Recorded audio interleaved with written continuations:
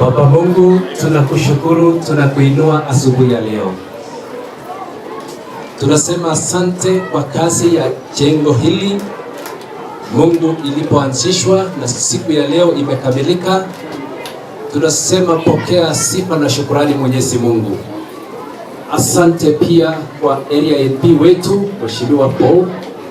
Asante kwa uongozi wake pamoja na uongozi wa shule hii. Tunatangaza baraka zako Mungu. Tunapoweka wakfu leo jengo hili, tunaomba Mungu ya kwamba watoto wanapoingia ndani Mungu wawe na afya njema. Tunatangaza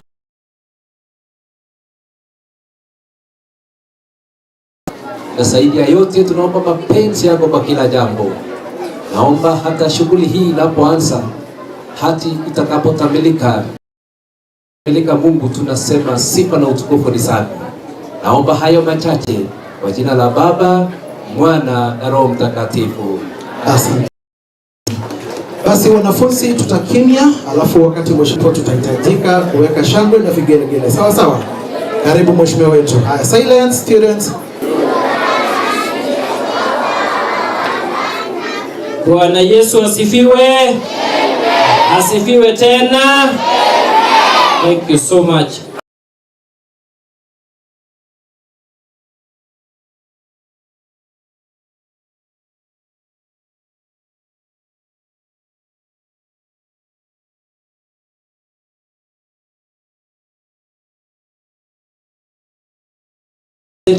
Which should be given to youths. So youth take that advantage so that you can compete competitively and so that you can also contribute to the building. Thank you for this opportunity. Contractor constructed this building since late last year. Requirements of the BQ, the windows, in terms of safety, it is okay. It has ventilation, and I can say with the most certainty that this building is ready to be commissioned. Otherwise, sure, thank you very much.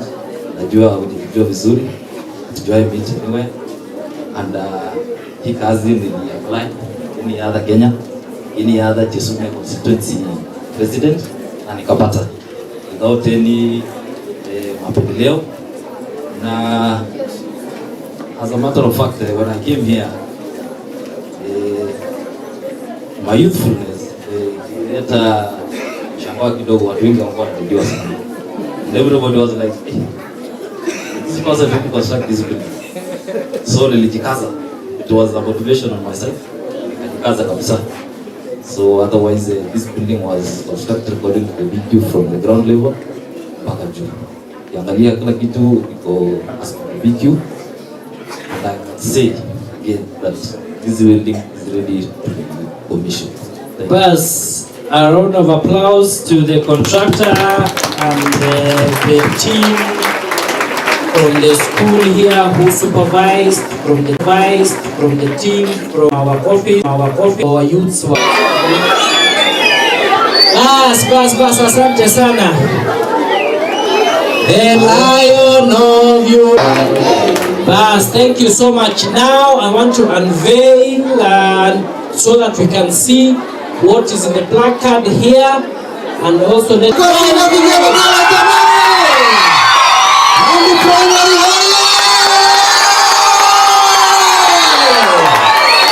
Asante sana. Nicole Chepchichir class 9 green. Yeah, hold it. So I would like you, Nicole, to actually read what is. These two number classroom are found by NGCDF just 2 number classroom are found by NGCDF just make Just a minute, tabu nyamaza watoto kidogo msikie msichana anasema nini? Nyamaza watoto kidogo msikie msichana anasema nini?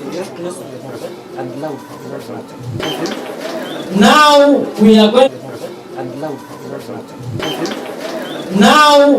going to the actual action of actually entering into the class and again we are cutting a ribbon here to signify the class, and again we are cutting a ribbon here to signify tatu. mbili, mbili, mbili.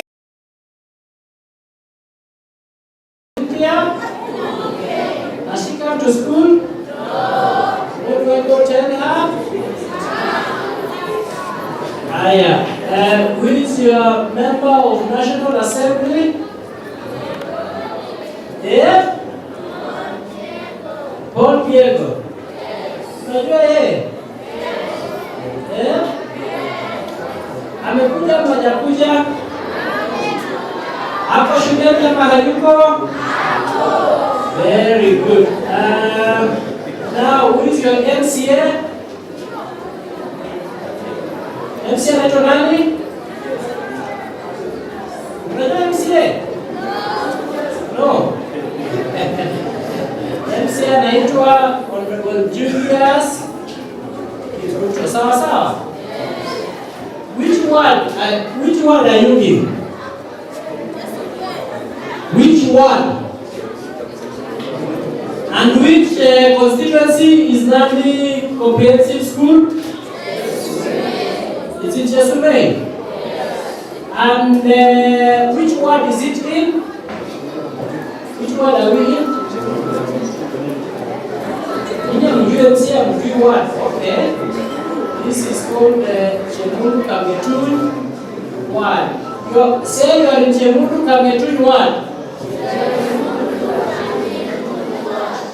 Very, very good. Now, I don't know whether you know your officers in education. Do you know any officer in education? Unajua quality assurance officer? Anaitwa Madam Nandi, who is now actually our sub-county director of education. Unajua yeye? Utamjua shortly. Anaitwa Madam Rachel. Sawa sawa? Anaitwa Madam Rachel. And you're going to see her today.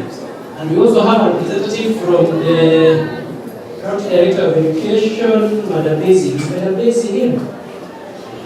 Okay, I wish she's going to come. Okay, now students, what have I said we need from you? I told you I want you people to work hard. You work hard.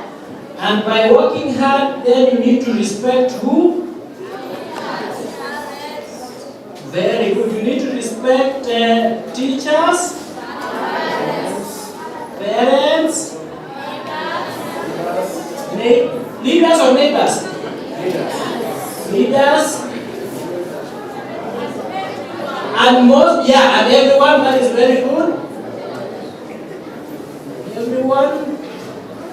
And most importantly, you need to respect yourself. Sawa? Yes. You need to respect yourself. By respecting yourself means you do not need to say lies.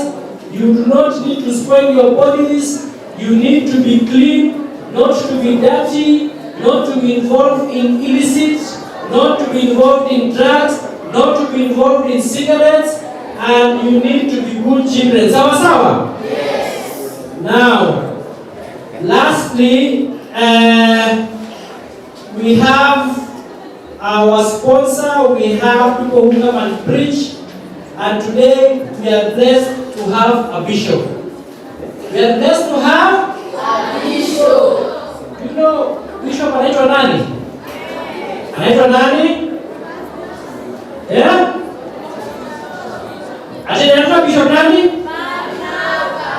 Barnaba. Unamjua? Huwa anakuja shule? Bas, now, since we have a bishop Barnaba around, I want all of you children to be God-fearing. Say God-fearing. God-fearing. You need to be God-fearing. Sawa? Yes. And then you read the Bible every day. There's a song that says, read the Bible every day. Pray every day. Pray every day. Read your Bible, pray every day. If you want to grow. pray every day if you want to.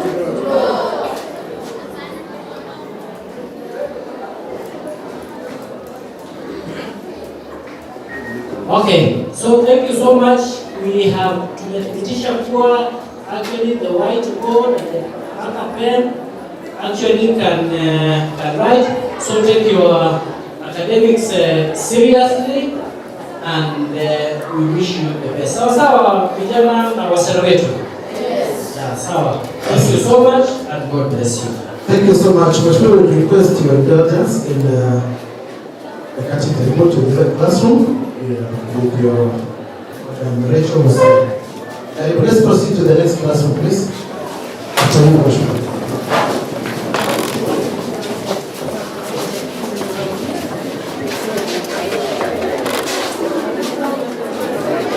Because we are just a repetition, and as I have said, we are in a celebration mood. Na sasa tunafungua darasa la pili.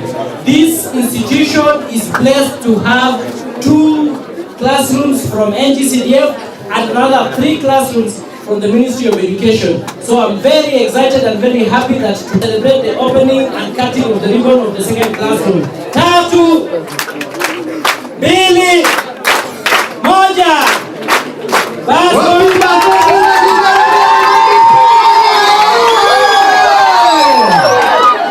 Asante sana. Thank you so much. Basi, just briefly you look at this video and then you proceed to the next program.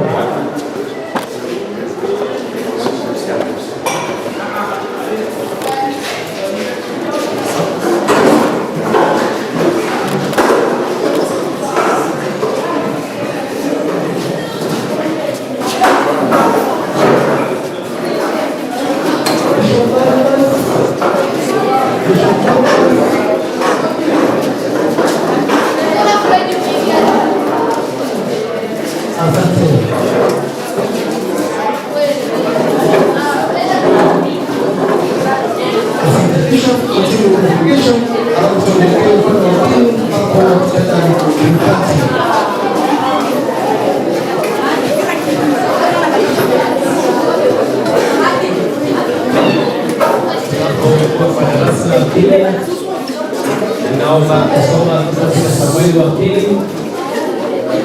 I am reading from the book of 2 Samuel chapter 7 verses 29. And now may it please you to bless the house of your servant, so that it may continue forever before you. For you have spoken, and when you grant a blessing to your servant, O sovereign Lord, it is an eternal blessing. Kwa mapenzi ya Mungu ninaweka wakfu darasa hili la pili kwa jina la Baba na la Mwana na la Roho Mtakatifu. Amen.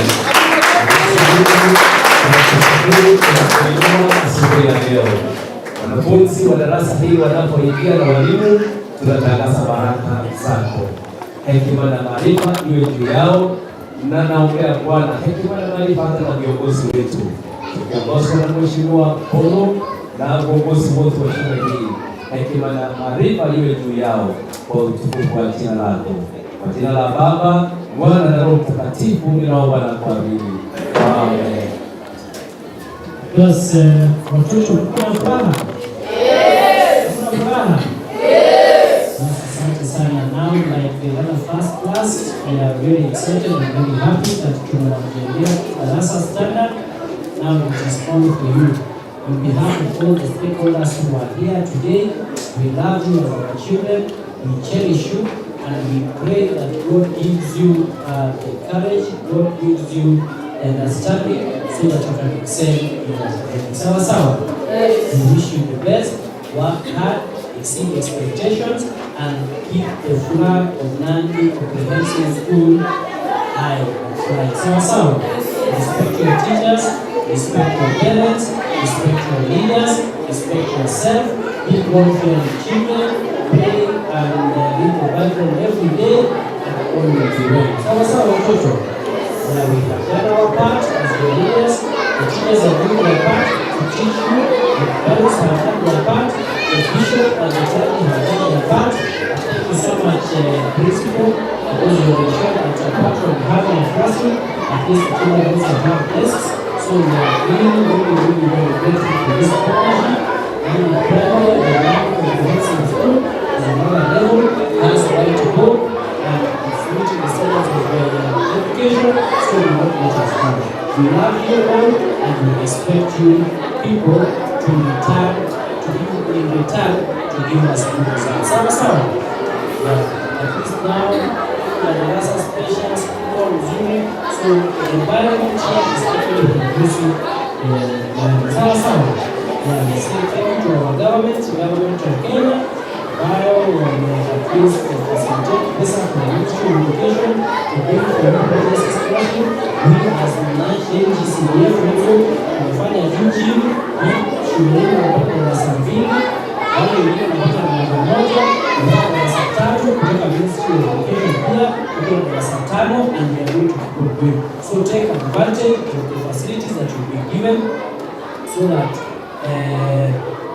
you give us good results. Sawa. God bless and God bless. Asante sana. Nandi Primary hoye! Nandi Primary hoye! Haya, wapi makofi ya mheshimiwa jamani? Asante sana. Sasa tukiwa mheshimiwa tutapongeza tena upande wa pili tuanze karibu mheshimiwa. After that. I hope you know.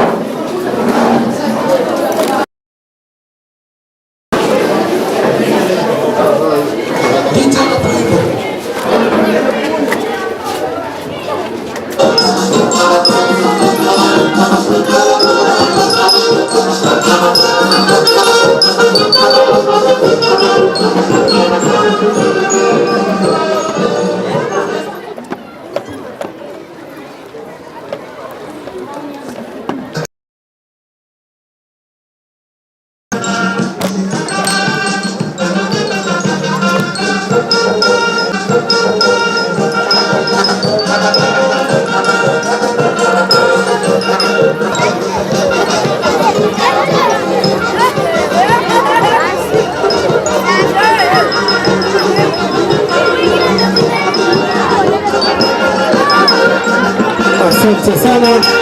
Basi mtu wa kwanza utapandwa na mheshimiwa wetu honorable. Yeye kazi safi tunahitaji kabisa kwenye viongozi wetu. Na pia wanapiga picha pia. Ndio tunasema asante kabisa. Basi wanafunzi tuweze kutulia kidogo, alafu tuweze kuwakaribisha. Haya wanafunzi, let's settle down. Wazazi ambao mko upande huu mnakaribishwa pia. Karibuni, let's sit down. Wazazi tafadhali tutaketi. Basi wazazi ni upande wa chini tafadhali, wazazi ambao mnasimama karibuni upande wa chini, alafu tusikaa chini. Na wanafunzi tafadhali tutulie, alafu tuelekeze kwa upande wa sehemu ya pili, tusikie shule inasema nini pamoja na walimu na the staff yetu. So wanafunzi hoye. Tutulie wanafunzi. Karibuni sana wanabodaboda, karibuni pia. Asante sana. Basi hawa ni the girl guides wa shule yetu, karibuni sana. Sijui wako na yepi, halafu waweze kutongoza. Karibuni sana. Wanabodaboda pia tunawaambiwa tuweze karibia upande wa chini, halafu tuweze kusikiliza mambo yapi yanaendelea katika shule yetu. So naona mheshimiwa wetu area MP, Mheshimiwa Polo, daktari wetu Patrick, principal wa shule yetu, tunasema asante kanisa pia, tupige ngongora asante. Let's be on standby for a guard of honor tukiongozwa na Girl Guides Commander. Take it over.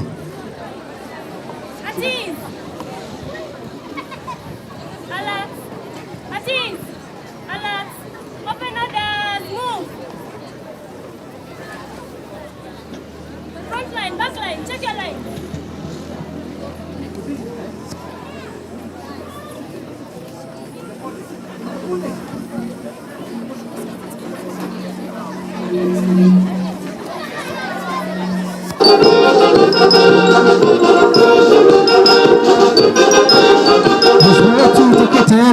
wakati wowote utachukuliwa na kumunda ili ufanye jambo fulani.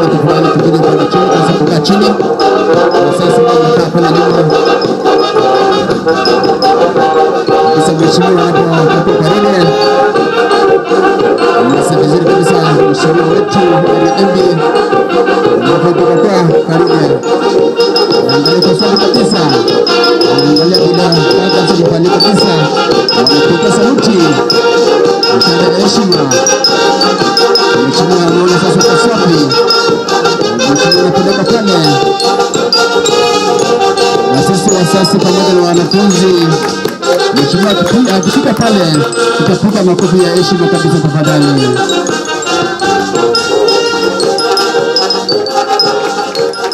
Asante sana. Naomba principal wetu daktari atuongoze kuanzia hapo kwa sehemu ya pili. Mheshimiwa, alafu daktari.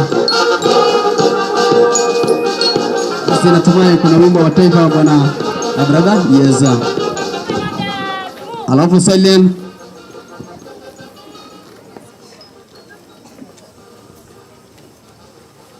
Atif, alert, Atif, alert, the national anthem.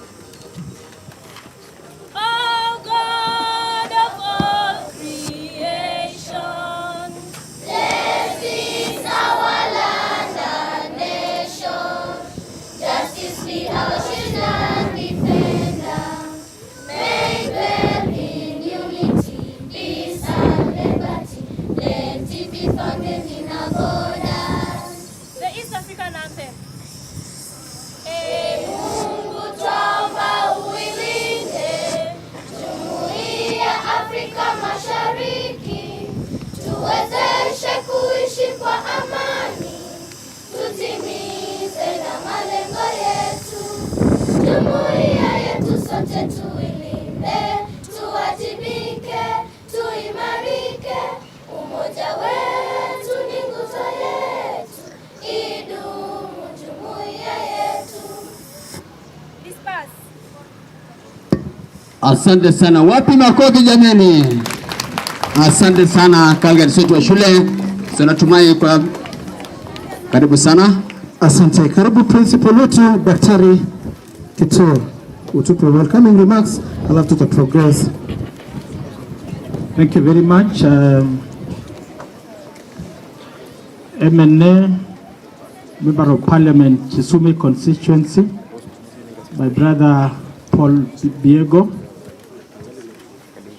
the County Director of Education, ably represented by Daisy Ator,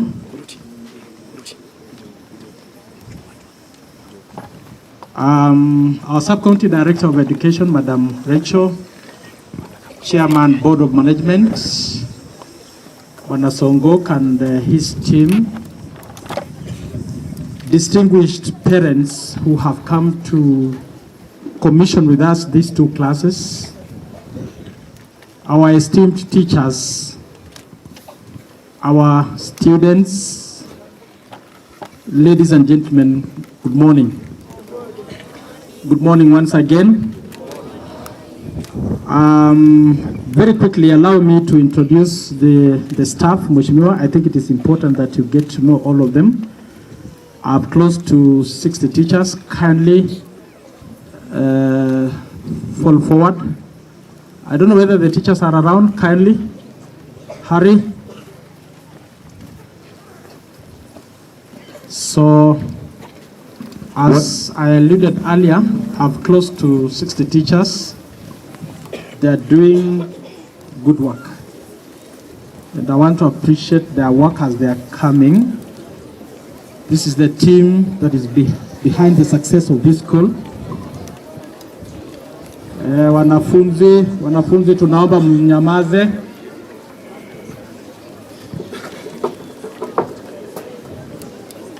So, Mheshimiwa, this is the team that is behind the success of Nandi School. And I have 3 deputies. I think very quickly I can mention their names. I know all of them. Madam Amani, that is our first deputy. Our second deputy, Bwana Alto. The third deputy, Madam Evelyn. Our senior teachers, we have 2 of them, Madam Dorcas, Mr. Tiongik, Madam Savai, junior school teacher, Shadrach, Nyatich, Daniel, Madam Kemboy, Maitsi, Valentine, Kitur, Bergen, Rael, Makungu, Suter, Felistas, Oyondi, Kiblagat, Ocham, Shadrach, Stella, Dorcas, Sharon, Kusgay, Caroline, Lugasi, Shayo, Serede, Kakai, Agnes, Simiyu, Tabut, Mercy, Mayo, Ayaneta, Vivian, Chipchirchir, Toroitich, Caroline, Kurgat, Janet, Kurui, Asumta, Calvin, Rose, and Betty. Asanteni sana, Mungu awabariki. You can fall back. Mheshimiwa, I have close to 1,700 learners. I think you can see it for yourself. And that one now informs the reason why we really were asking for those classes. So we want to appreciate not only the classes that you built for the Nandi School. I also want to appreciate the rest of the classes that have also been done across Chisume, because I'm a leader of the Heads Association. I know you've done a lot, and because of that, on behalf of all those other heads within Nandi, because I know the Ministry of Education, through the Ministry of Education, through the CDF, you've really done a lot of good work. So, ninataka nikushukuru. Asante sana. Ninajua kwamba we still have some schools. I can even share some of them because the head teacher Kimondi talked to me through phone yesterday that, you see, those are most of the schools that have many learners. So I know through the Ministry of Education, through CDF, this program is ongoing. You've done it for Nandi Primary. Of course, the rest of the schools that have not been done, I'm sure with the time you're going to do them. Secondly, Mheshimiwa, I would not have said this, but allow me to say, this young girl, the Scouts and the Girl Guides, wakati tulitoka nje, akaniambia, do you know we are going for a competition in Nyeri? Of course, ninajua kwa sababu Scouts and Girl Guides is one of the departments within, of course, among the 32 departments that we have in our school. Akanieleza, is it possible that you can whisper to our MNA so that they get sponsored to, I think there are around 14 learners going to Nyeri. So I felt that it was not good to keep quiet, na tayari kuna msichana alikimbia kaniambia. So Mheshimiwa, nimesema hiyo so that probably find your heart to assist them. I know wazazi walihitajika kugharamia ndio waweze kufika Nyeri. Otherwise, because of this gesture, Mheshimiwa, mimi sina maneno mengi ya kunena. I only want to appreciate, I want to laud the good work that I've seen that it has happened. Finally, to the contractor. Umefanya kazi nzuri, and we want to attest that kazi nzuri imefanyika. So without much ado, allow me to invite the chair, Board of Management, to take up the program. Thank you.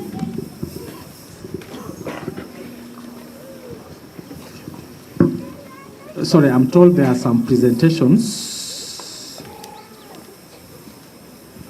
There are some presentations, so kindly, Bwana Shadrach.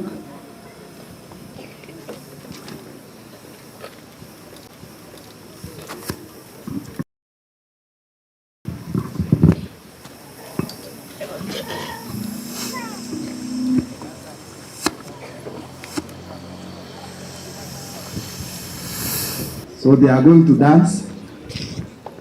Waweke wimbo.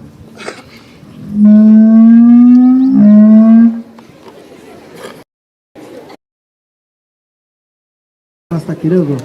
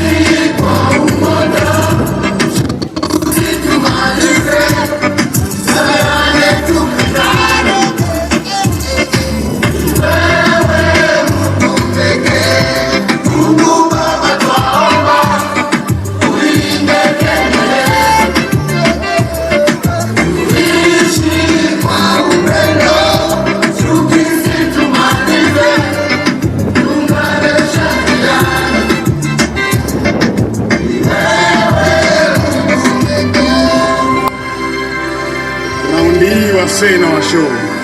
Tusipochunga Vision 2030 itakuwa Vision 3020. Violin.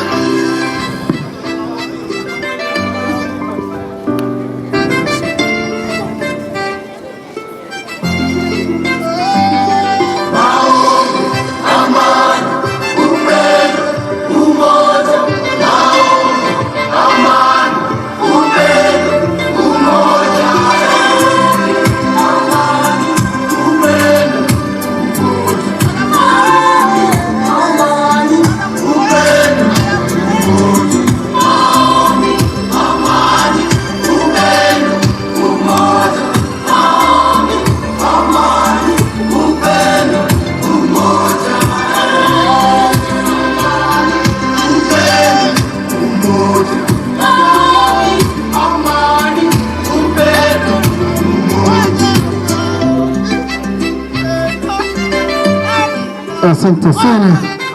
Wapigieni makofi. Yes. Asante sana.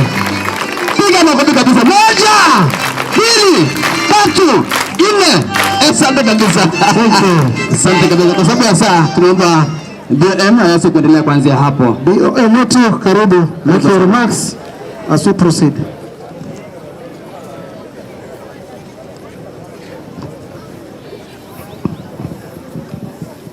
Ya, kabla sijaalika mwenyekiti wa halmashauri ya bodi ya shule hii,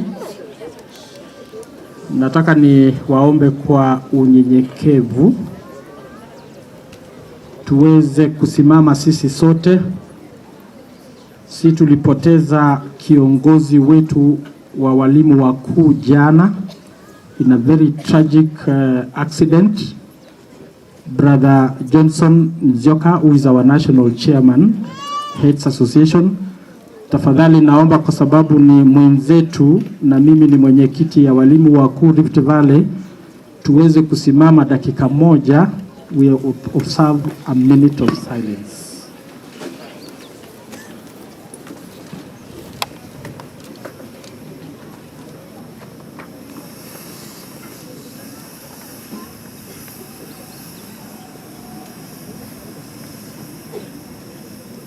And may his soul rest in eternal peace.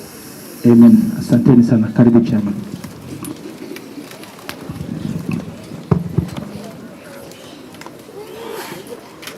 Our Member of National Assembly, the Honorable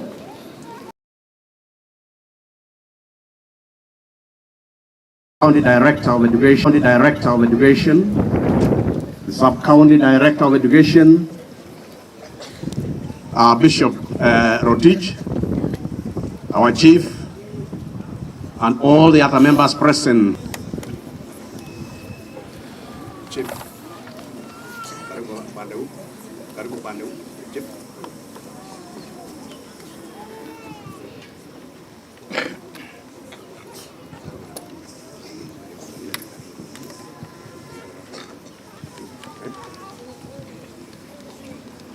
Before you, Mheshimiwa, are the members of. So next to me, Mheshimiwa, is our Chief Joseph Arap Kogo, a member of our Board of Management, ex officio. President, where she, Joy Cheptum, where is she? Akimbia hapa mbele. Asante sana.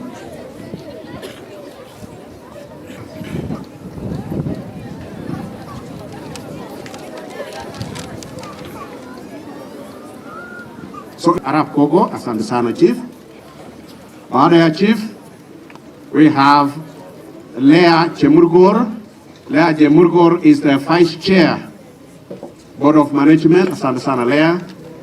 Next to Leah is the Secretary to the Board, who is the Principal of the school, Dr. Joseph Patrick Kitur. Asante sana. Next to him, we have the PA Chair, Mr. Shikali Elliot. Asante sana. Next to him is Madam Chepcheng, Sally Chepcheng. Asante sana. Next to her is Mr. Ernest Mandu. Mr. Ernest Mandu is a representative of the junior school. Asante sana. Next to Mr. Mandu is James Arabet. Asante sana mzee wetu. After James Bet, we have Lucy, member of the board. Asante sana. And then we have Daniel Gogo, member of the board. Asante sana. The teachers representative, Madam Agnes. Asante sana. And our president, Joy Cheptum. Asante sana. Thank you so much. You may go back, the members of the Board of Management.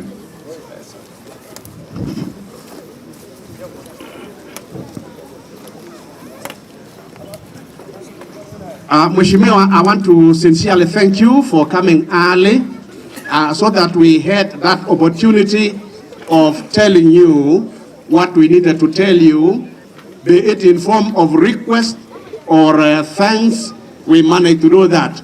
So at this juncture, I only want to say, on behalf of the family of Nandi Primary and Junior School, we sincerely thank you, not only for that building that you've commissioned today, but for all the other pieces of work that have managed to be done by the NGCDF. We are indeed very, very thankful. So asante sana. I need not repeat on the request that we made because you have already taken note of those ones. Thank you, Mheshimiwa. May I call the capture member Chongei, Wana Chongei. Chongei, naomba uje mbele ili pata nafasi. We want to save on time.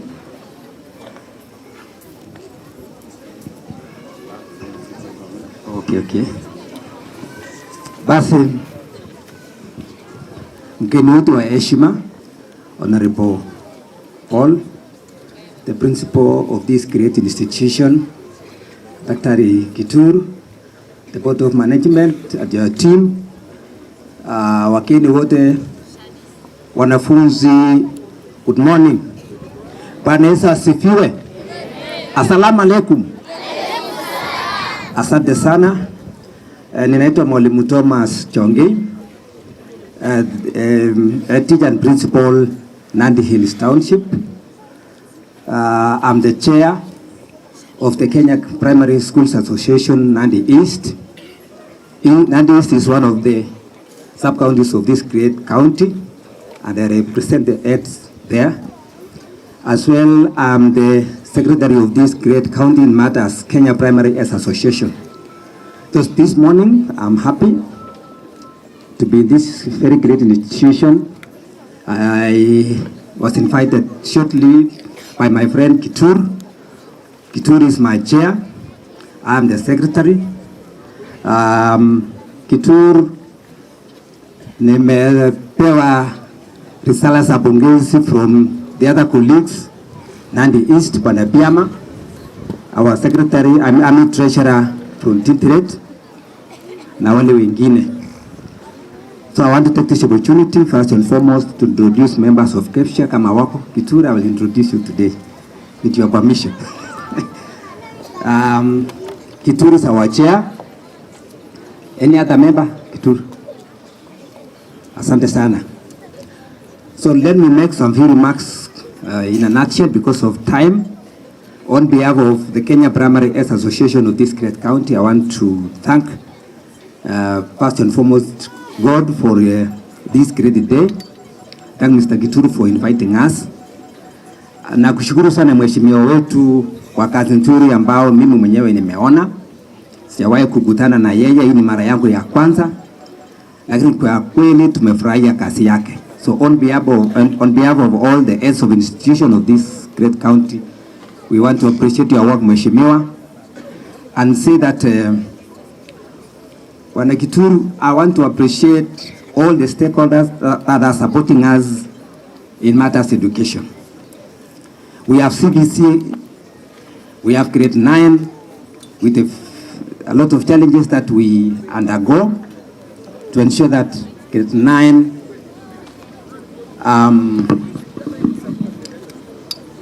start well, continue and finish well as they transit to the senior school. I want to assure the Ministry of Education, Teacher Service Commission, and the other stakeholders that we as heads of institutions of this great county, we are able and we are passionate to ensure that we support CPC, we support grade 9 as we have done, and we are happy because where we are at the moment, we really appreciate. We started in grade 7 with a lot of challenges, proceeded to grade 8 with a lot of challenges, and we are at grade 9. We are almost sending these kids to the senior school. So I want to thank all the head teachers of this county for being proactive, addressing the challenges that we had to ensure that grade 9, as we speak, are well. So learning is on in all our schools in this great sub-county. With constructions of grade 9 classrooms, I want to thank the Ministry of Education and the KPL program for supporting us, giving us funds to put up the grade 9 classrooms. So as we speak, over 400 junior schools who benefited from the KPL.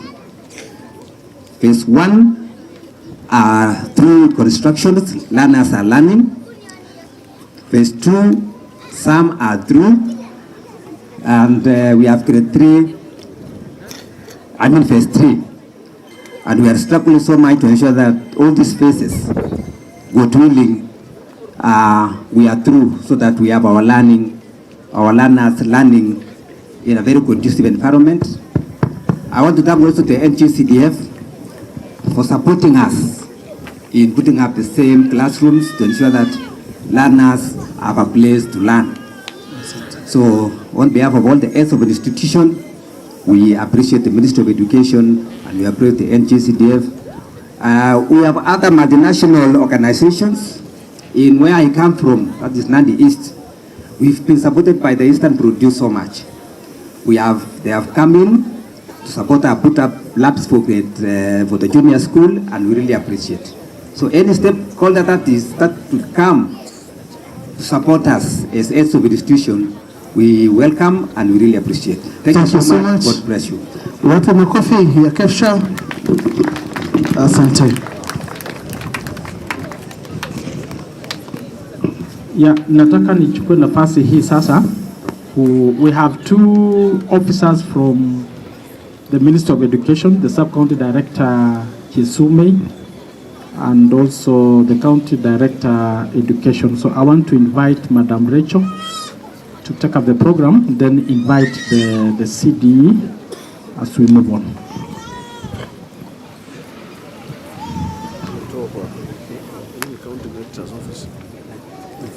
Our guest of honor, Honorable Paul Biego, all protocol observed. Good morning. How are you? Are you happy? Yes. How many classes do you have now? 5. You are the only lucky school to have received 5 new classrooms. Congratulations. Let me take this opportunity to thank our MP for coming to commission our classroom. Sunaona imeng'ara? Mnaja shule si imeng'ara? Si shule inang'ara? Kama inawezekana si tungeongeza 2 ama tuongeze 3? Tuongeze 2, si ndio? Alafu itutoshe, si ndio? So unajua si tuko wengi. Nandi primary tuko wengi, si ndio? Nandi primary is the only leading school population. And it has, is it a 6 stream or 7 stream? Because of the classes that are not there, it's congested. Oh, it is supposed to be 8 stream. It's supposed to be 8 stream classroom because of the population. When we came to do assessment, all learners were 1,200 at the time of assessment. We need, at the time of assessment, we had 1,200 during, it was 2019 when we came to do assessment, and we gave a certificate of 6 stream school. So this school is a 6 stream. Although there is a problem of land, the land is small. It needs to be increased. Board of Management, check on your land. Your land is very small for a 6 stream. This school is congested, or because it's a town. Let me take this opportunity to thank the CDF for giving us classrooms in Chisume. We have adequate classroom now. When we talk, all CDF classrooms are ready for commissioning, and others have been commissioned. Thank you, our MP, for the good efforts. For the ministry, the phase 1 and phase 2, we did 29 classrooms for KBIN, and we have 5 which is ongoing for KBIN for 5 schools, but there are 9 classrooms in Kiptuya area and 3 classrooms for KPL phase 3 and 2 class and phase 4 classrooms. We have 20 classrooms. 20 classrooms for capitation, which is ongoing. So all those are ongoing. 9 plus 4 plus 20. That is what? So watu wa hesabu mufanye, si ndio? 33, si ndio? Which is ongoing in Chisume. Thank you so much to the ministry and to the CDF. We are remaining with only 28 schools which have not received capitation. Nandi Primary. Parents, thank you for having trust with our doctor, head teacher, Dr. Kitur. All these learners are here because of what? You have trust of Dr. Kitur. This school is a pioneer school in CPC, especially for JS. All training has been done in Nandi Primary. Any training that is coming is in Nandi Primary. So Nandi Primary is well equipped, all teachers are well trained, especially for JS, because we do a lot of training or anything that comes from the Ministry of Education.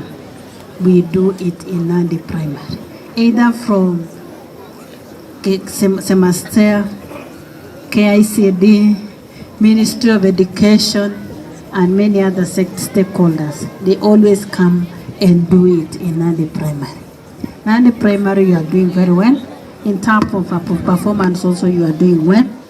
And I urge you to continue and improve from where you are. Wasasi, tusaidie hii shule, si ndio? Hii ni shule yetu. This is the only school where all learners from town wanakuja hapa, all the way from Central wako hapa, and Chesume wako hapa. Is everything to Chesume. Thank you so much. Asante. Sina mambo mengi, wacha nimkaribishe our CD. Karibu our CD. Wapi makofi yake? Asante, karibu Madam Daisy, wakati ni wako sasa. Naomba in case anything MP saidia hii shule. So naona vile iko. Hata renovation, we need some renovation kidogo tu. So naona most of the classrooms, your classroom is very glittering, but ours, kiona huko nyuma, imerust. Thank you so much.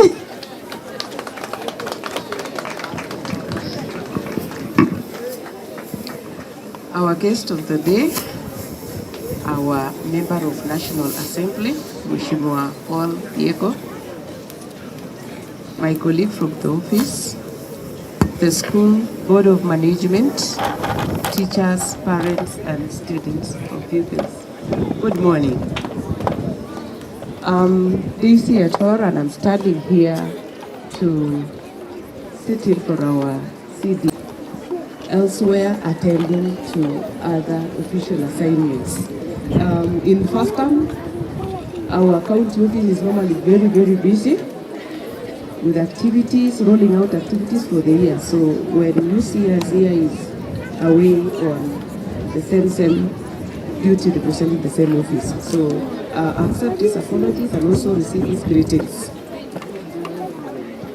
Mheshimiwa, we've walked this journey. Is it the third one that I'm with? Fourth. As an office, we really, really appreciate the complementary task that you are doing. You are complementing what we are doing in KPM. And like I have always been mentioning whenever given an opportunity, you've really helped us to make transition, especially grade 9.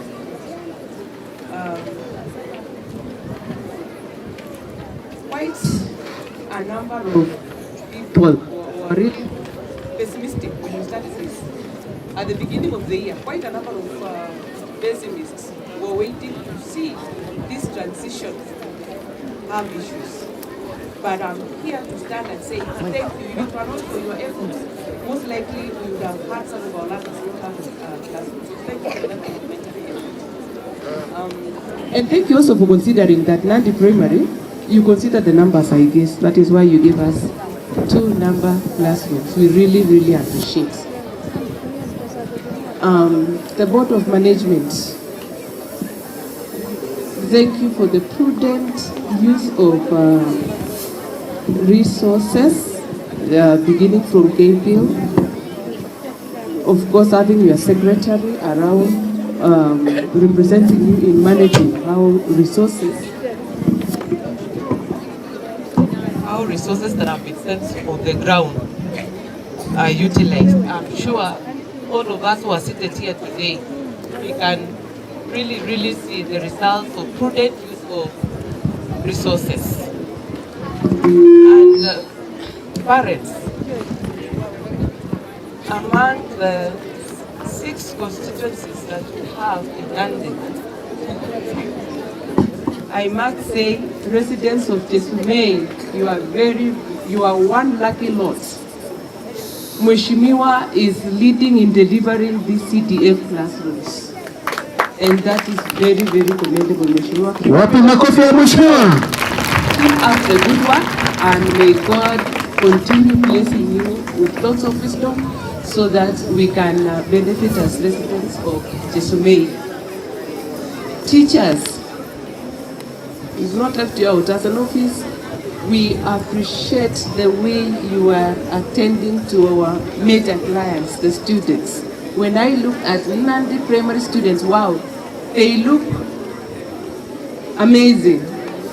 Let me use that, and I'm sure it is because of the nurturing, the teaching, and of course, the standards that you have set. So Dr. Gitura and your team, pongezi sana, you are doing some very great work. Wazazi,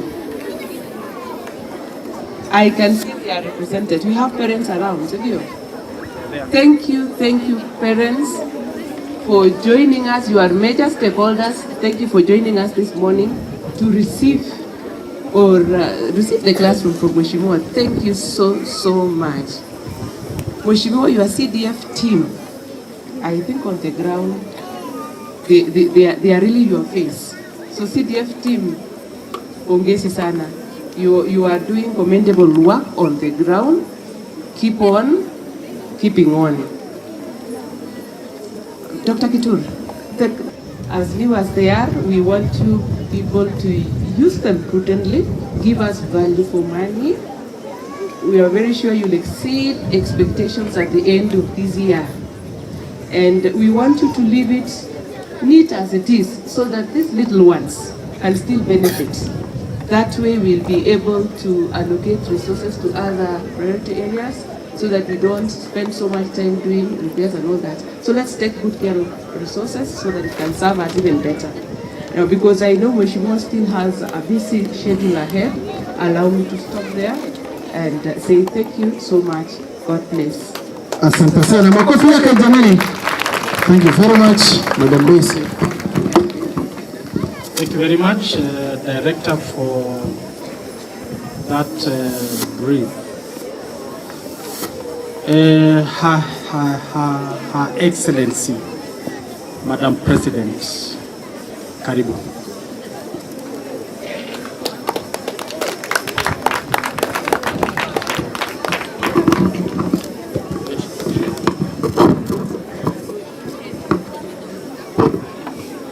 Guest of honor, Honorable Paul, BOM members, our principal, Dr. Joseph Patrick Kitur, distinguished guests, teachers, parents, supportive staff, and my fellow students. Good morning. Good morning, Madam President.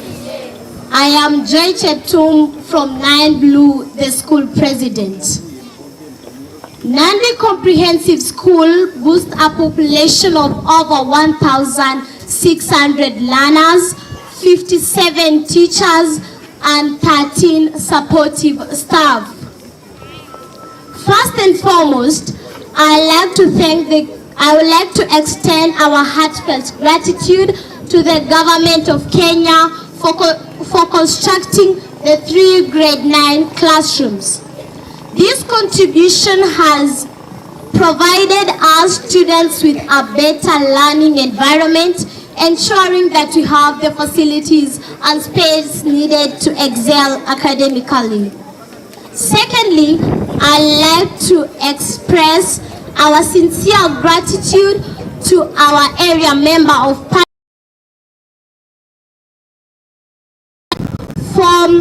lending us 2.2 million for constructing the 2 grade 9 additional classrooms for our school. You support us significantly, and we truly appreciate your dedication towards the growth of this institution, sir. Furthermore, in line with this, sir, we humbly request you to purchase for us a school bus to reduce the transportation cost. Secondly,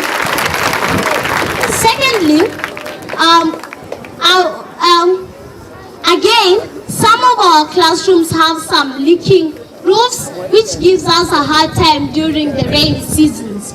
We humbly request you, sir, to support us in the renovation of those classrooms and painting. Lastly, we kindly request you, sir, to support us in the excavation of our field. As you can see right now, sir, how our field looks like, so that you may have safe playground. As this school is the school that has potential and talents. And for all of the people who have supported these, thank you very much. She's done very well. Asante sana. Thank you very much. I love the competence, the confidence, and the eloquence. Thank you very much. Mheshimiwa, one last one. Jamal Amani.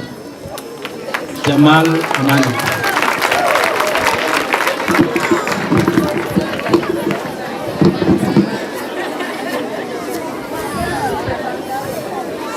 Hujambo mtazamaji popote ulipo, hapa ndipo. Na barabara mpenzi mtazamaji, karibu kwenye Nandi TV station nambari 1 inayotambaa kote nchini. Anayekuarifu ni mimi Jamal Amani, ama hata ukipenda sauti ya dhahabu. Pamoja na halmashauri ya shule Bwana Joel Songok na Daktari Joseph Patrick Kitur, karibu kwenye kitovu cha habari za kuaminika. Shughuli za ufunguaji wa madarasa katika shule ya Nandi zinafanyika hii leo. Umekuwa ni mchakato ambao haujakuwa rahisi, lakini kwa juhudi na ushirikiano waliokuwa nao imewezekana. Na wahenga hawakukosea waliposema palipo na moshi hapakosi moto. Ama kweli unavyoona hapa mambo yako shwari. Yaani si utani mwenzangu, maendeleo yako shwari. Madarasa yanaonekana yamejengwa kwa muundo wa kisasa. Nikitazama kwa upande wa masomo, mambo sio mchezo. Huku tamasha za uigizaji nchini Kenya zaanza katika mashule mbalimbali ambazo zinatarajiwa kuanza kesho. Chetu ni kuombea Mungu na kutarajia matokeo mema kutoka kwao. Nikipinda mgongo wangu kwenda moja kwa moja hadi kwa Daktari Joseph Patrick Kitur, wacha nimpate maoni kidogo kutoka kwake. Ni changamoto gani unazozipitia wewe kama mwalimu mkuu wa shule ya Nandi? Kama kwa ukweli nataka nitoe shukrani tele kutoka kwa Mheshimiwa Polo, kwa sababu changamoto hapa na kama madarasa, kwa sababu wanafunzi walikuwa na shida tele, kwa sababu kulikuwa na msongamano tele katika darasa.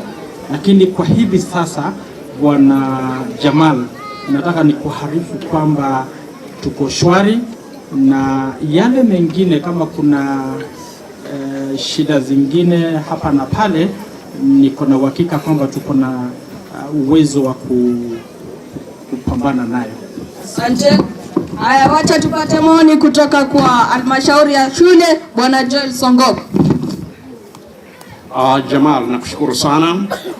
Jinsi ambavyo unauliza kama kuna changamoto zozote, Excellency Rais wetu Joy Jeptum ametuambia kwa njia iliyo sawa kwamba mambo ni matatu. Kwanza tunahitaji renovation ile ambayo anasema kwa lugha ya King'eng'e. Alafu tuko na mambo ya bashi ya shule. Alafu ya tatu ni jinsi alivyosema kwamba uwanja wetu wahitaji kufanyiwa jambo. Na yote amesema ni mheshimiwa mbunge wetu Mheshimiwa Polo ambaye ataweza kushia hayo mambo yote. Asante sana Bwana Jamal, ile maoni umesema na kuna hapa tu juu yetu, ukitoka kotini pale tunaona kiwanja kwa muda mrefu sana imewekwa mabati, so tunaomba kabisa mheshimiwa ufuate hiyo shamba irudi kwa upande wa shule. Tutashukuru sana, asante. Haya, mbunge tungependa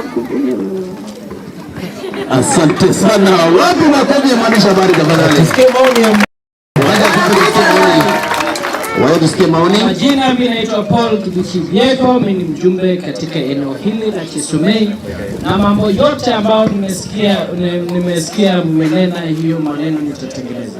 Haya, una nini ya kuambia umati wa watu hapa? Na mimi nimefurahi mambo ambao mmesema, lakini nimefurahia sana mtangazaji. Mimi wako Jamal Amani, niweke pali pema moyoni running. Mimi wako Jamal Amani, niweke pali pema moyoni running ya Nandi. Asante sana. Area Chief, tafadhali. Wanafunzi tafadhali tuweze kutulia. Silent, wanafunzi tafadhali. Nyamaze. Dakika chache tafadhali. Director wa education katika kaunti yetu, pia wa Kisumei, walimu, wazazi wa mjambo katika location yetu ya Kakungetunyi. Mheshimiwa, pia ningependa kuchukua nafasi hii kukushukuru sana kwa ajili ya jengo la ofisi ya chief katika location ya Kakungetunyi. Juzi umetupa pesa ambaye tuwezesha kununua furniture, na kwa sasa hatuna shida katika ofisi hiyo. Ile jambo tu ambalo ningependa mheshimiwa ni kwamba hatuna culverts ambazo zinapitisha watu wetu katika ofisi hiyo, so wakati inaponyesha tunakuwa na shida ya kufika pale ofisini. Pia tuko na shida ya fencing, baada iko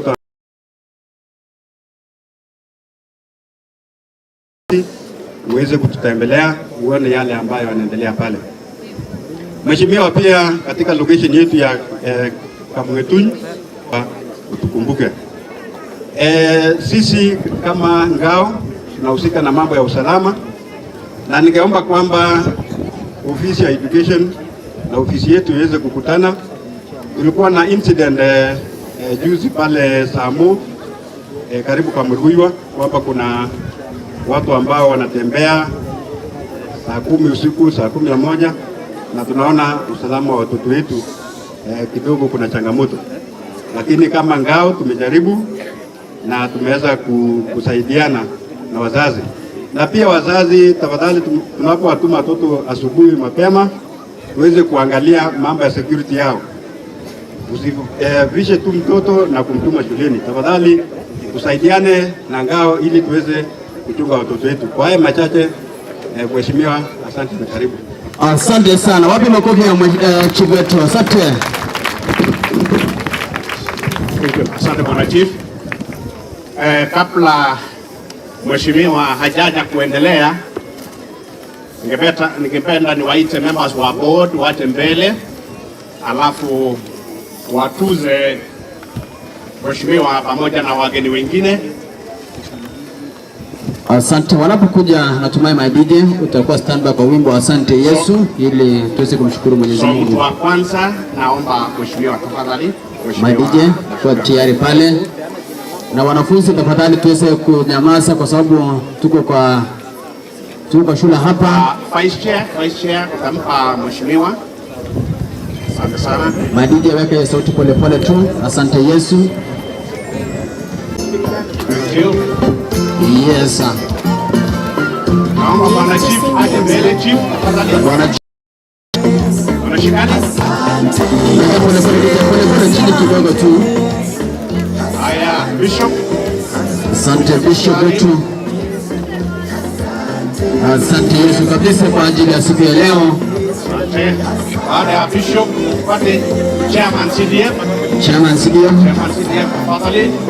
Asante sana Bwana Yesu. Constituency manager, tafadhali. Yes, asante sana. County director, tafadhali.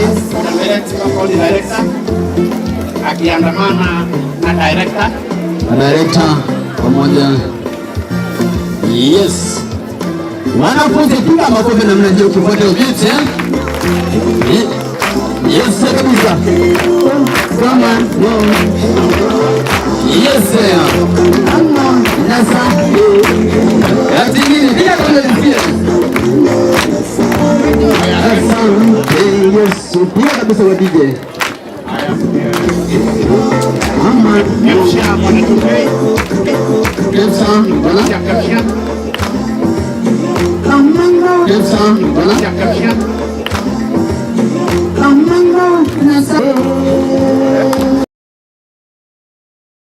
Nafuzi kwa hiyo wimbo tu tunapopeana zawadi DJ pole pole tu.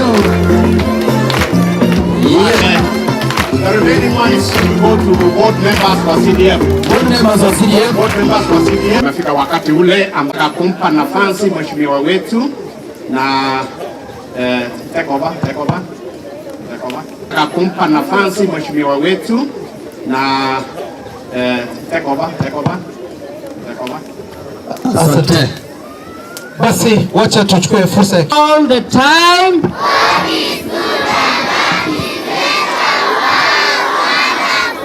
Bwana Yesu asifiwe. Asifiwe tena. Tusalamiane angani. Asante sana. Basi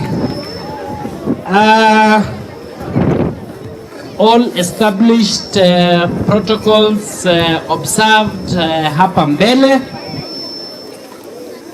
Wazazi wetu, wanafunzi, members of the bodaboda, members wa hapa Nandi Primary, na wasalimu nyote kwa jina la Yesu. Hamjambo? Hamjambo tena.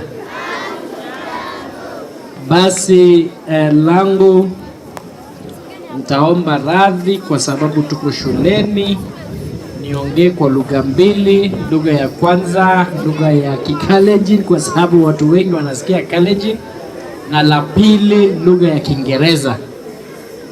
So najua kuwa lugha ya taifa ni Kiswahili pia, lakini kwa sababu tuko shuleni na nimeona msichana wetu hapa President ameongea Kiingereza kabisa, ni as though yeye anatoka huko British ama Kiamerikani. Sasa lazima tupambane na huyu kabisa. So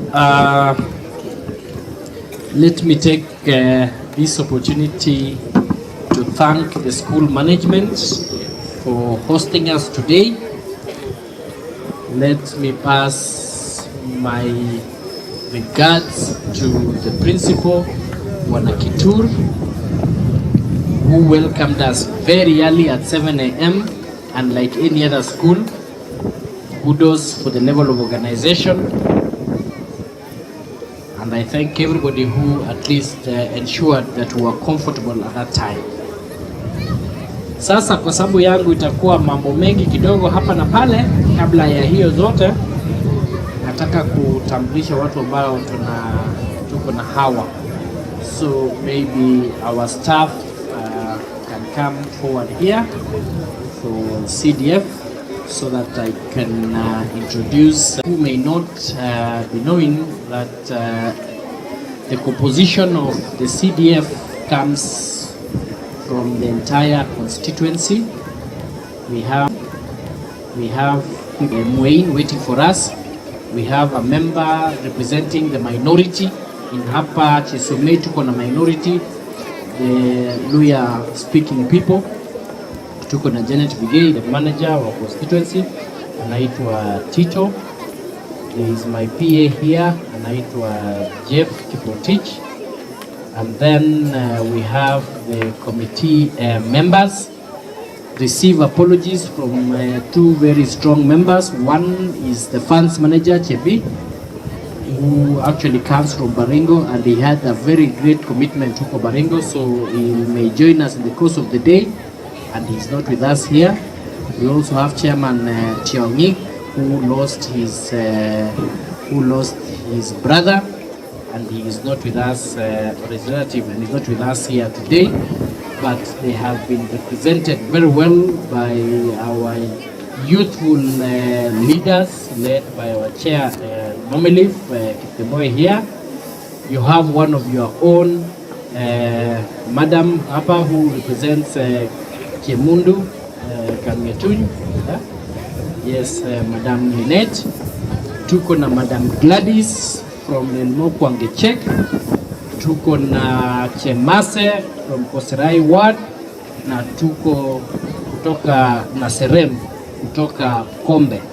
So thank you so much for making this occasion successful. You are part of the team ambao mnafanyanga M&E, monitoring and evaluation. You are part of the team that allocates funding and support the programs, especially on education. Asante, more so because I am from this. Asante kwa kuleta wanafunzi hapa, na tunaomba ili mzidi kusupport the school. Pia kwa wanafunzi mko na kasi ya kujikaza, mnaona viongozi vile wanajikakamua to make sure that your learning environment is very friendly. Asanteni wanafunzi, hakikisha msituaibishe. Asante mheshimiwa. Bas, can we give a round of applause for all the people who have spoken from the beginning mpaka saa hizi? Moja, mbele, tatu, nne. Asanteni sana. Bas, once again, let me take this opportunity to thank the stakeholders from Education Department, Madam Daisy, Madam Ryan, Madam Ryan, Rachel, our Ngao, the church representative,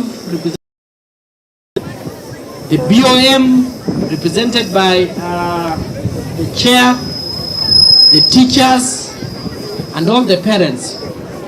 Siku ya leo mimi niko na furaha sana. I have come here Nandi Primary to at least commission 2 new classrooms which were built courtesy of NGCDF. Na mnajua kuwa constituency yetu ya Chesumei tumejenga over 20 classrooms and we are almost halfway commissioning these classrooms. I must thank the government of Kenya,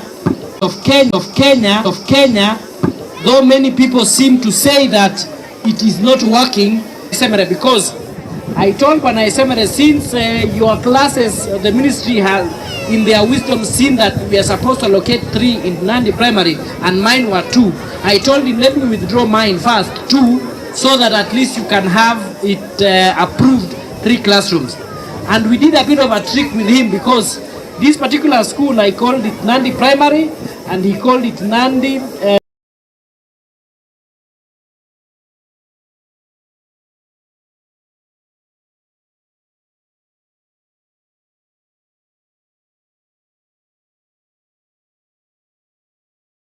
through the ministry, and thank God we approved it. In fact,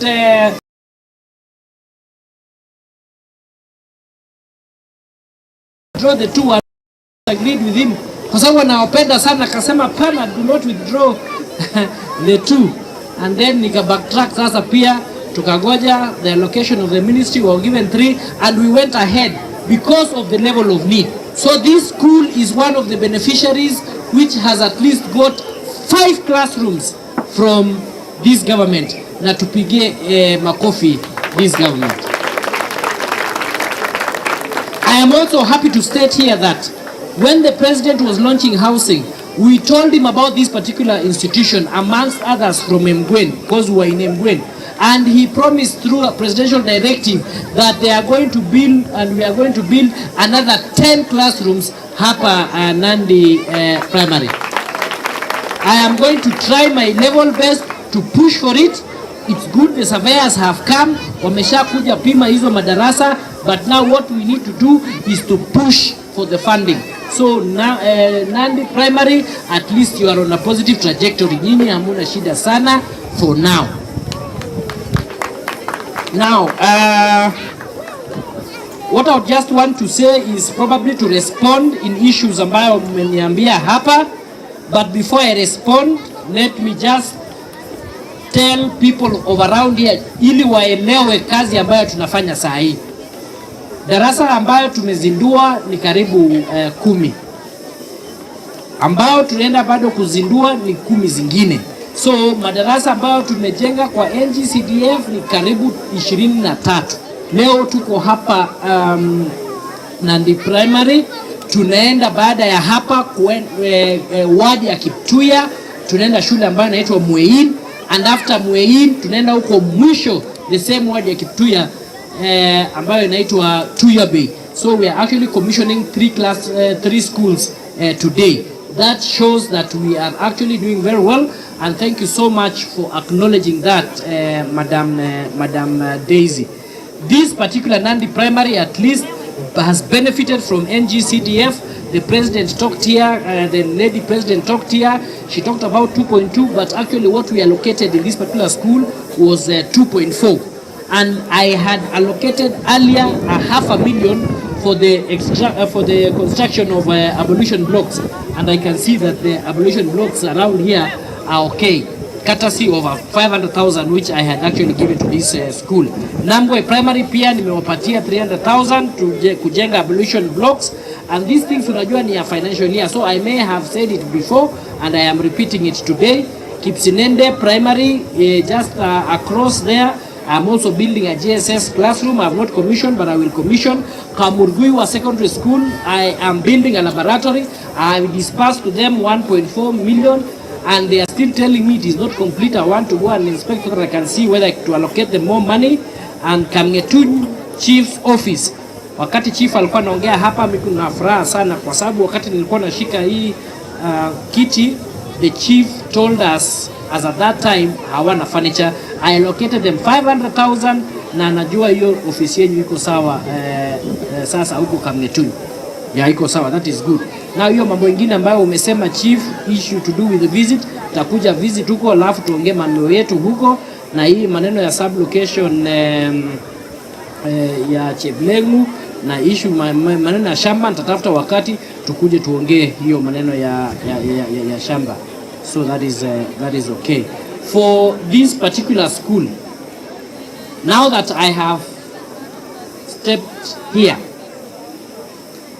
I want to leave a promise that me alongside our CDF committee, we are going to positively consider mambo ya renovation. So mtugoje tu kidogo, tutawaletea pesa ya renovation, because the idea of these classrooms being built standard is so that it creates a contrast. Sasa nyinyi mnaona hii maklasi yenu ilikuwa sawa, lakini right now wakati hizi mpya zimejengwa, the others look very old. So we are going to ensure that we do something. Na asante sana Tur. When you lined up the teachers here, I'm telling you, this principal ataenda mbali, because he mentioned all of them one by one, name one by one. That one, Bwana Kitur, means that unapenda kazi yako sana kabisa. Congratulations, I took note of that. And I also want to challenge you that you are one of the very senior teachers who this country are eyeing. So I hope you are training also the other teachers so that in the event, because nilipitia ofisi fulani and your name was highly ranked for some good promotion somewhere. So sooner or later I know where you need to train teachers here to be able to to be able to hold in for you if the time comes. But we still need you here. But in the event that you are now daktari, bana, you are misplaced now. You are daktari. You need to go and serve this country on a higher capacity. So when you are doing that, I know there are also capable teachers here. You have 3 deputies here. Itakuwa maendeleo, and I wish you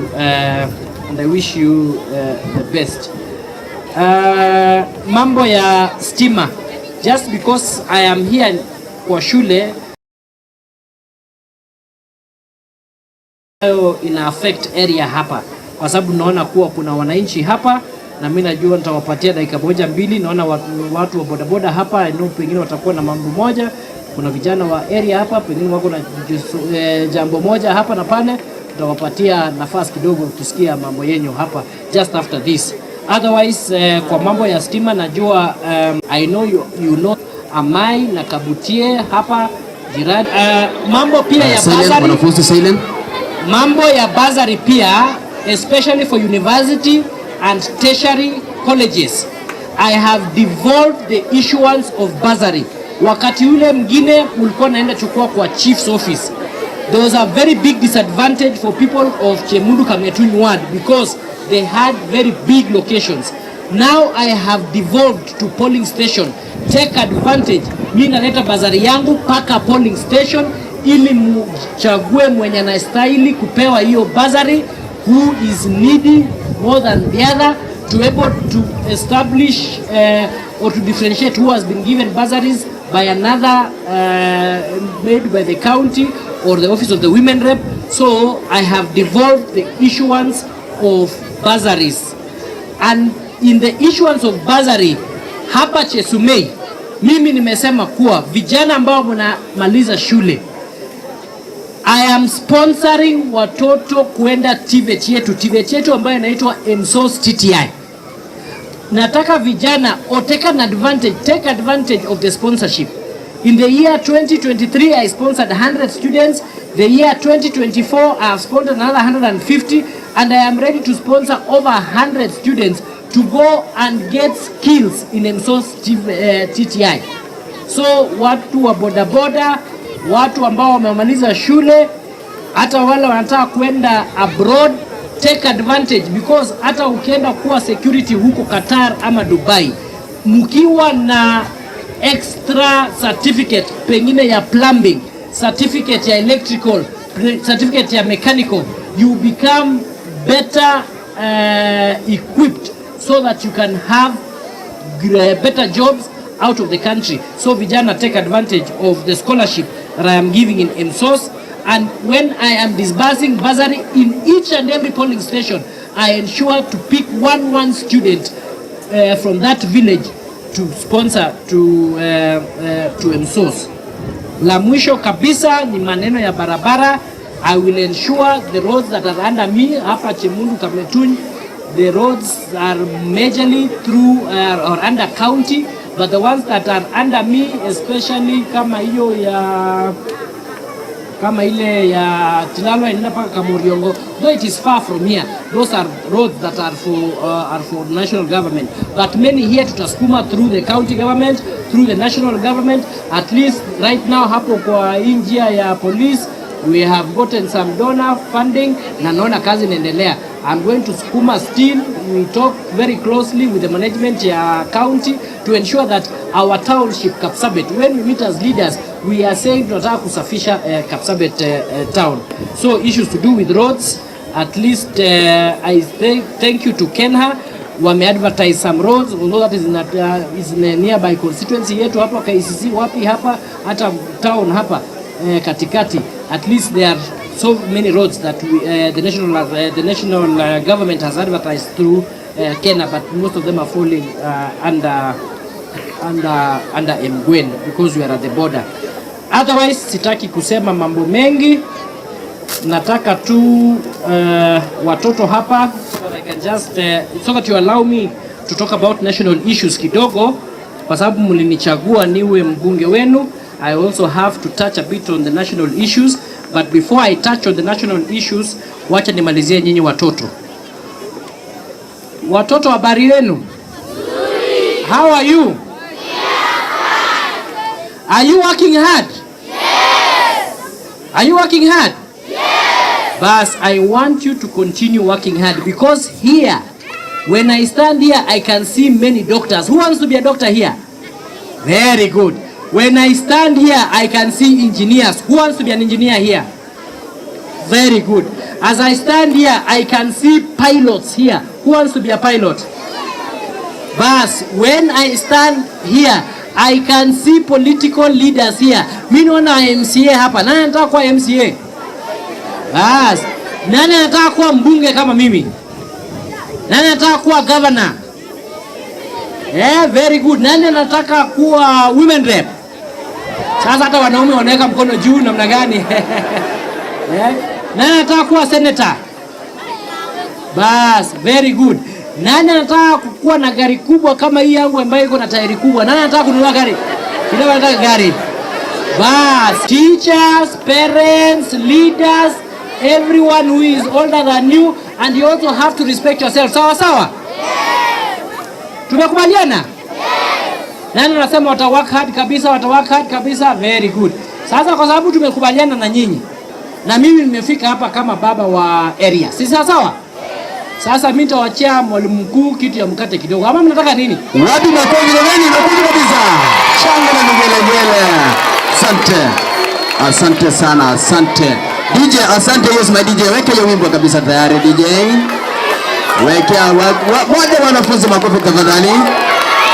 Bas. Sasa asante sana. Wachia mwalimu mkuu 25,000 ya mkate. Tafadhali makofi tafadhali.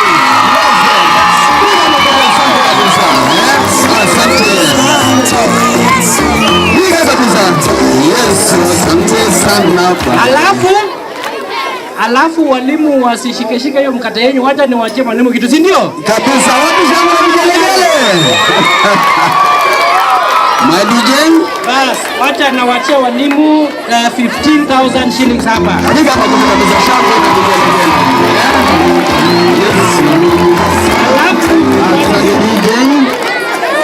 Alafu sasa kuna hii trip mlisema mko nayo, msichana alikuja ongea na mwalimu mkuu hapa. Akasema mnaenda Nyeri. Si ndio? Sasa wacha niwapatie 10,000 shillings alafu muongezee hiyo trip yenu ya Nyeri. Makofi tafadhali. Yes. Asante sana. Alafu sasa naona at least BOM wamemetameta hapa Jogoe BOM ili at least wapate ya credit kidogo na waachia 3,000 BOM hapa. Wapi makofi tena jamani? Makofi BOM tafadhali. Asante kabisa. Alafu tuko na support staff ya hii shule na naona support staff wako wengi pia na waachia another 3,000 support staff. Makofi tena jamani. Yes. Sawa. Asante sana. Sawa. Piga makofi 1, 2, 3, 4. Aya, silent. Bas, sasa watoto mambo yenu ni matatu. Wacha niende nifikirie, mmesema mnataka bus. Wacha niende nifikirie maneno ya bus. Sawa.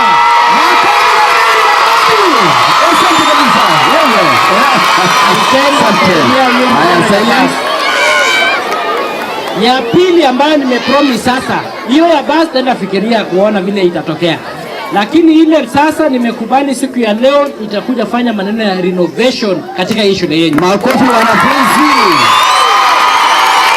Asante wanafunzi. Silent. Alafu ile ya tatu umesema mambo ya kiwanja, nitatuma engineer kuja uone, sijui mnataka nini ifanywe kwa kiwanja, nitatuma at least ndio tukubaliane na mwalimu mkuu nione tutafanya nini hiyo kiwanja ambayo umesema hii yenyu hapa. Sawa. Wapi makofi ya mheshimiwa tafadhali? Aya, asante sana. Asante wanafunzi. Silent. Bas, sasa nikiwa hapa Nandi, I just want to comment about what happened in Addis Ababa, and I am very happy that we gave Raila Amolo Odinga the support he needed. Silent wanafunzi, silent. We thank the President of the Republic of Kenya, William Samoei Ruto. Alisaidia Raila. He did all what he could do to try and secure the seat. Now Kenyans, you should know who is a friend. The other time wakati Uhuru Muigai Kenyatta wanted Raila to be the president of this country, he just gave him out na kuna usaidizi alimpatia. Lakini tumeona Rais William Samoei Ruto alienda paka Addis Ababa, and we thank you so much Bwana President. We know you meant very well for him, and Raila Amolo Odinga, I know you have also appreciated that you were assisted and he gave you all the support. The broad-based government which we are now in, we would see all leaders from all political divide who came to Addis Ababa to support your cause. So as Kenyans, we are happy, though we know that we have lost, not only as a country, but as Africa, because this was our candidate, and this is not the first time for us losing. The other time Mohammed tried, she did not get, but there is always a next time. So let me call upon all the opposition leaders. Let me call upon Kenyans. Do not divide, do not try and divide this country. This country is one. Raila Amolo Odinga joined hands with Mheshimiwa Ruto.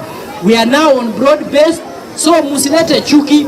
They are friends. Walienda paka Addis. So nyinyi raia musilete vurugu. Don't try and divide this country.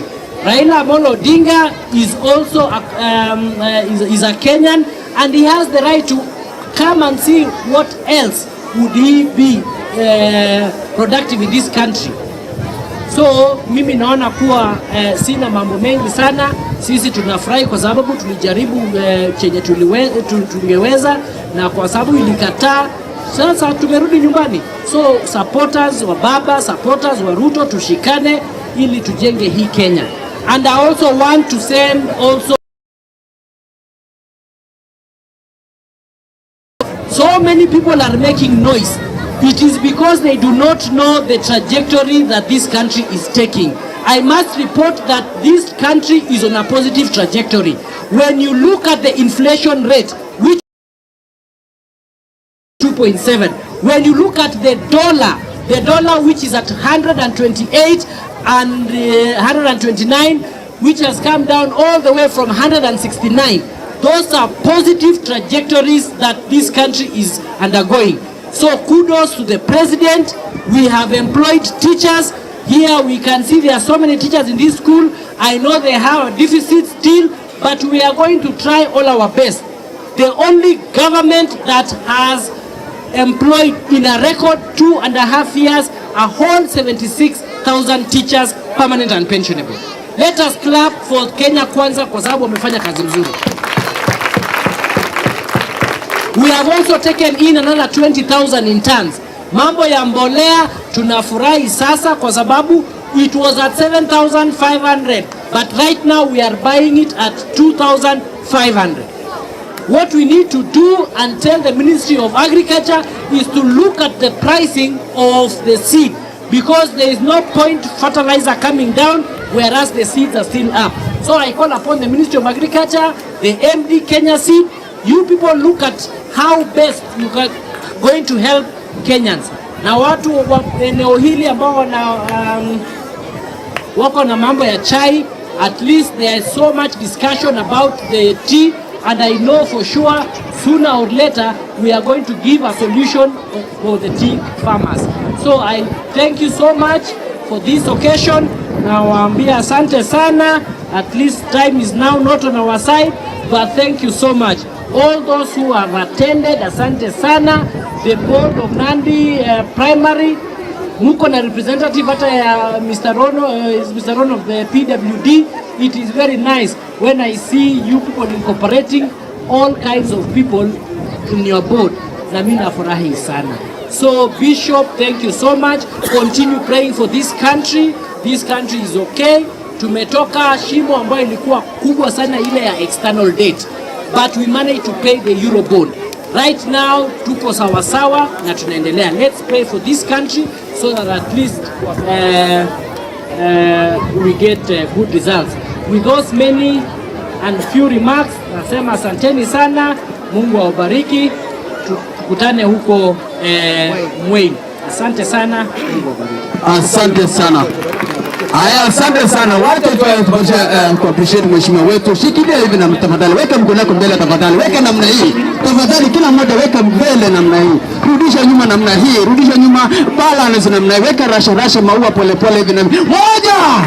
Weka ingine mbele tafadhali ya mheshimiwa wetu, ametuweka kila kitu nyuma tena namna hii. Weka nyuma namna hii. weka mbele juu kidogo hivi, angalia colors niko hapa ya wanafunzi wetu, red, brown, maroon. Mbili. Asante sana mheshimiwa wetu kwa kazi safi ambayo unafanya. Asante sana. Pengine pia for the African countries, let me say this. We saw unity amongst the African countries. All the African countries tulishikana. Our candidate was Raila Amolo Odinga, and all the African countries came together for this cause. Thank you so much, Bwana President, who you facilitated. You made so many appointments for Raila Amolo Odinga to be able to meet with the other African countries.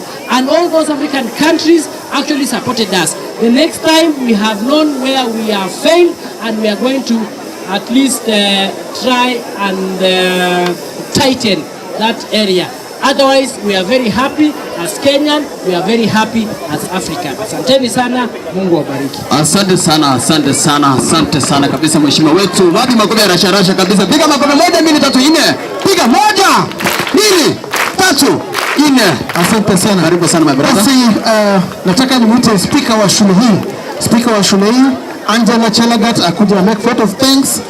Alafu Bishop Barnabas atufungie kwa maombi. Angela Center wa school speaker. Okay.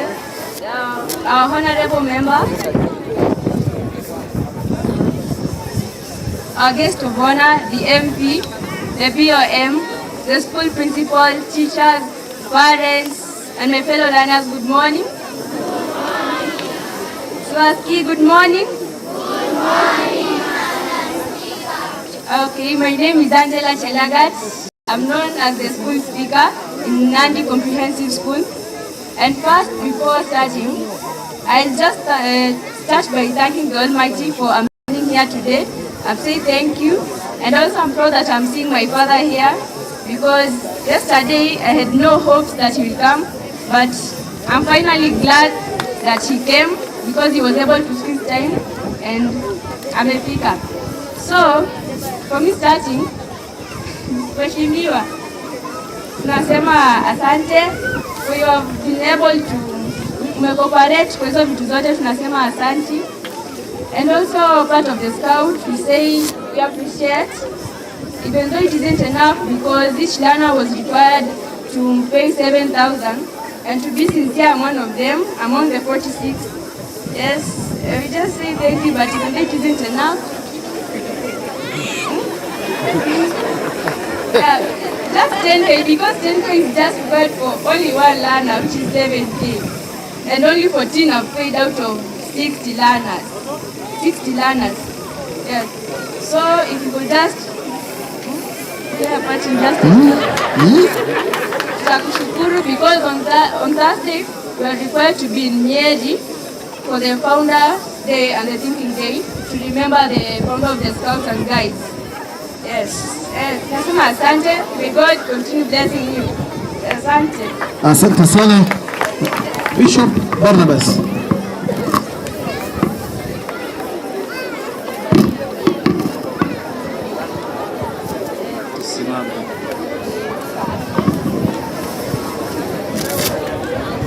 Na tuombe. Baba wa mbinguni, tunakushukuru, tunakuinua asubuhi ya leo. Shughuli ya siku ya leo ilipoanza ya kusindua madarasa ambayo yamejengwa na shughuli zote za shule hii, tunakushukuru kwa sababu ulianza pamoja nasi. Pamoja na hiyo, tunakushukuru kwa wageni wote tukiongozwa na mheshimiwa wetu na viongozi wote ambao wametumika pamoja nasi, pamoja na wazazi, pamoja hata na wanafunzi, tumiwa na wageni wote. Rehema ya usafiri hata kwa wote ambao watapitia miguu na magari, na hata na safari zote tunabarikisha mkononi mwako. Pamoja na hiyo Mungu, kuna wale ambao watabaki, tunaomba Mungu uwalinde na uwaongoze. Tunakushukuru kwa nchi yetu ya Kenya, endelea kubariki viongozi wetu na kuwalinda. Mungu, ninaomba Bwana, hata na wakati huu tunapoendelea, Mungu, tunajua mwaka umeanza na tunaweka mbele zako mipangilio zote za shule hii na mipangilio zote za constituency yetu ya Chesumei. Bwana, vile umewaongoza, uwashindanie na uwaongoze, hata Mungu hatimaye baada ya kutamatisha mhula wao tutasema umetenda. Na pamoja na hiyo Mungu, kuna mengi ambayo umewajalia na kuna mengi ambayo wana maono ya kufanya, wajalie. Naomba mapenzi yako kwa kila jambo, nikiomba hayo machache kwa jina la Baba, Mwana na Roho Mtakatifu.